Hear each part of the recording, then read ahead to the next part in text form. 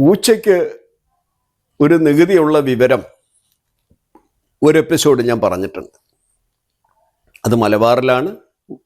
കേരളത്തിലെ ഏക മുസ്ലിം രാജവംശമായ അറയ്ക്കൽ രാജകുടുംബത്തിൻ്റെ അറയ്ക്കൽ രാജ്യത്തിൻ്റെ നിലനിന്നിരുന്ന ഒരു നികുതി സമ്പ്രദായം. അത് പിൽക്കാലത്ത് കാലത്തിൻ്റെ മാറ്റം അനുസരിച്ച് അത് പിൻവലിക്കപ്പെട്ടിട്ടുണ്ട്. അതിൻ്റെ കാര്യകാരണ സഹിതം ഞാൻ എപ്പിസോഡിൽ വിശദീകരിച്ചിട്ടുണ്ട്. എന്നാൽ പട്ടിക്ക് കൂടി നികുതി ഉണ്ടായിരുന്നു എന്ന് പറഞ്ഞാൽ പലർക്കും ചിരി വരും. പട്ടിക്ക് നികുതിയോ? പട്ടിക്കും ഉണ്ടായിരുന്നു നികുതി. പക്ഷേ അത് ഏത് പട്ടി എന്നുള്ളതാണ് വിഷയം.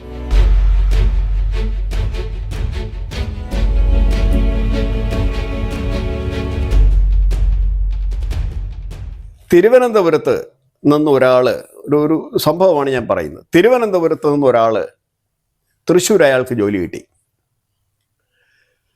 തൃശ്ശൂർ ഒരു പഞ്ചായത്ത് ഓഫീസിലാണ്.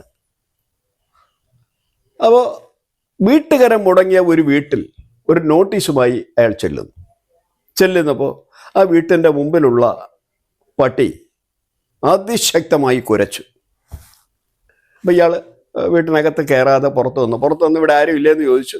ഉടൻ തന്നെ ആ വീട്ടുടമസ്ഥ ഇറങ്ങി വന്നപ്പോൾ ഈ പഞ്ചായത്തിൽ ജോലിയുള്ള ഇദ്ദേഹം, നോട്ടീസുമായി പോയ ഇദ്ദേഹം വീട്ടുടമയോട് ചോദിച്ചു, ഈ പട്ടി കടിക്കുമോ? ഉടൻ തന്നെ വീട്ടുടമ പറഞ്ഞു, അത് പട്ടിയല്ല, അത് നായാണ്. അപ്പോൾ ഉടൻ തന്നെ ഈ ആഗതൻ പറഞ്ഞു, പട്ടി നായി ഒന്നല്ലേ? അപ്പോൾ വീട്ടുടമസ്ഥൻ വീണ്ടും പറയുന്നു, അതെങ്ങനെ പട്ടി നായി ഒന്നാകുന്നത്? പട്ടി വേറെ നായി വേറെ. പ്രശ്നമായി. എന്തുകൊണ്ടാണ് ഈ പ്രശ്നം ഉടലെടുത്തത്?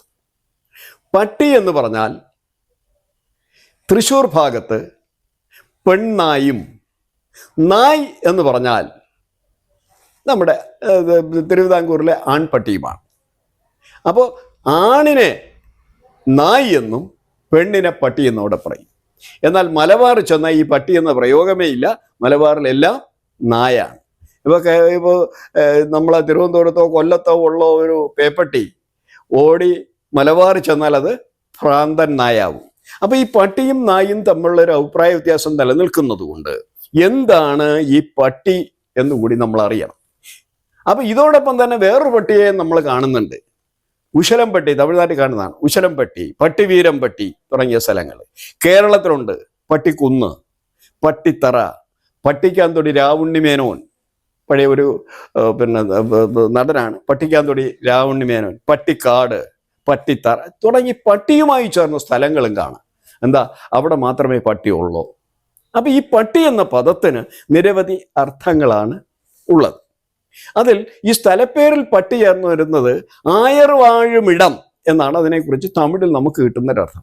ആയർ വാഴുമിടം. എന്ന് പറഞ്ഞാൽ പശു. പശുവിനെ മേയ്ച്ച് ജീവിതം നയിക്കുന്ന ആളാണ് ആയൻ അല്ലെങ്കിൽ ആയർ. ആയർ വാഴുമിടം. ആ പശുക്കളെ പോറ്റി ജീവിക്കുന്ന ആളുകൾ താമസിക്കുന്ന സ്ഥലമെന്നേ ഈ പട്ടി എന്ന് പറയുന്ന സ്ഥലത്തിന് അർത്ഥമുള്ളൂ. അപ്പോൾ ആയർ വാഴുമിടമാണ് പട്ടി. പിൽക്കാലത്ത് ഇതിൻ്റെ അർത്ഥം അങ്ങ് മാറി. അത് ഗ്രാമം എന്നുള്ള അർത്ഥത്തിൽ വന്നു. അങ്ങനെ പല പല ഗ്രാമങ്ങൾ ചേർന്നാണ് ഒരു പട്ടണം ഉണ്ടാകുന്നത്. പട്ടികളുടെ ഇനം അഥവാ പട്ടികളുടെ കൂട്ടം ആണ് പട്ടിനം. ആ പട്ടിനമാണ് പിന്നെ പട്ടണമായി മാറിയത്. ആ പട്ടണമാണ് പിന്നെ സായിപ്പിൻ്റെ ടൗണായും മാറിയത്. അപ്പോൾ പട്ടികളുടെ ഇനമാണ് പട്ടിനം അഥവാ പട്ടണം. അപ്പോൾ അവിടെ പട്ടിക്ക് ഗ്രാമം എന്നാണ് അർത്ഥം. ഇനി വേറൊരു പട്ടിയുണ്ട്, പട്ടിവാരം. പട്ടിവാരം എന്ന് പറഞ്ഞാൽ മൃഗനികുതിയാണ്. അപ്പം എങ്ങനെയാണ് ഈ പട്ടി രൂപം വരുന്നത്? പടിഞ്ഞിരിക്കുന്നതെല്ലാം പട്ടി. അപ്പോൾ നമ്മളൊരു പട്ടി കിടക്കുന്നത് പോലെ തന്നെയാണ് പടിഞ്ഞാണ് പശുവും കിടക്കുന്നത്. പശു കിടക്കുന്നത് പോലെ തന്നെയാണ് എരുമയും കിടക്കുന്നത്. എരുമ കിടക്കുന്നത് പോലെ തന്നെയാണ് പോത്തും കിടക്കുന്നത്. അപ്പോൾ പടിഞ്ഞ് കിടക്കുന്നത് കൊണ്ടാണ് അതിന് പട്ടി എന്ന് പേര് വന്നത്. അപ്പം ഈ പട്ടിക്ക് നികുതി ഉണ്ടായിരുന്നു തിരുവിതാംകൂർ. ആ നികുതിയുടെ പേരാണ് പട്ടിവാരം. പട്ടിവാരം. പട്ടിവാരം എന്ന് പറഞ്ഞാൽ പശുവിനെ വളർത്തുന്നവൻ കൊടുക്കുന്നതല്ല. ഈ പട്ടികൾ അഥവാ പശുക്കൾ അഥവാ പോത്തുകൾ അഥവാ എരുമകൾ ഇവയൊക്കെ തളയ്ക്കുന്ന തൊഴുത്തിൻ്റെ നികുതിയാണ് പട്ടിവാരം.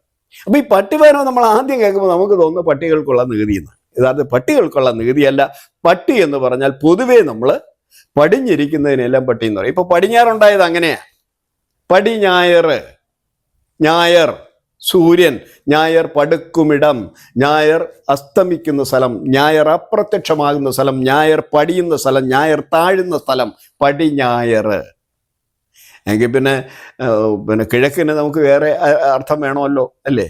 എന്നാൽ കിഴക്കിന് പണ്ട് മലയാളി ഉപയോഗിച്ചിരുന്ന പദം കിഴക്ക് എന്നല്ല, ഉദിഞ്ഞായർ എന്നാണ്. ഉദിഞ്ഞാറ്, ഞായർ ഉദിക്കുന്ന സ്ഥലം എന്നാൽ. അപ്പോൾ പടിഞ്ഞായറും ഉദിഞ്ഞായറുമുണ്ട്. അപ്പോൾ ഈ പടി എന്ന് പറഞ്ഞാൽ അസ്തമിക്കുന്നത്, താഴുന്നത്, താഴ്ന്നു കിടക്കുന്നത് എന്നുള്ള അർത്ഥത്തിലാണ് നമ്മൾ പട്ടി ഉപയോഗിച്ചത്. അങ്ങനെ പട്ടി എന്ന് പറയുന്നത് യഥാർത്ഥത്തിൽ നാൽക്കാലികളെ പൊതുവെ ഉപയോഗിച്ചിരുന്ന ഒരു പദമാണ്. പിൽക്കാലത്ത് നമ്മൾ എന്ത് ചെയ്തു, കുറച്ചുകൂടി സൗകര്യത്തിന് പട്ടി എന്ന പദം നായ് എന്ന മൃഗത്തിൽ പൂർണ്ണമായി ചാർത്തി കൊടുക്കുകയാണ്. ഇന്ന് പട്ടി എന്ന് പറഞ്ഞാൽ അതിൻ്റെ അർത്ഥം നായ് എന്നാണ്, അല്ലെങ്കിൽ ഡോഗ് എന്നാണ്. അപ്പൊ ഈ ഡോഗിനുള്ള നികുതിയല്ല പട്ടിഭാരം. പട്ടിഭാരം എന്ന് പറയുന്നത് നാൽക്കാലികൾക്ക് ആകമാനമുള്ള ഒരു നികുതിയാണ്. പ്രത്യേകിച്ച് ഈ നമുക്ക് ആദായം കിട്ടുന്ന മൃഗങ്ങളിൽ നിന്ന്, മൃഗങ്ങളെ തളയ്ക്കുന്ന സ്ഥലങ്ങൾക്ക് അഥവാ തൊഴുത്തുകൾക്ക് ഈടാക്കിയിരുന്ന നികുതിയാണ് പട്ടിഭാരം. അല്ലാതെ പട്ടി വളർത്തുന്നതിന് കൊടുക്കുന്ന നികുതിയല്ല. ഇത്തരത്തിൽ കൗതുകമുള്ള നിരവധി നികുതികൾ നമുക്ക് കേരളത്തിൻ്റെ ചരിത്രത്തിൽ അങ്ങിങ്ങ് കാണാൻ കഴിയും. നന്ദി, നമസ്കാരം.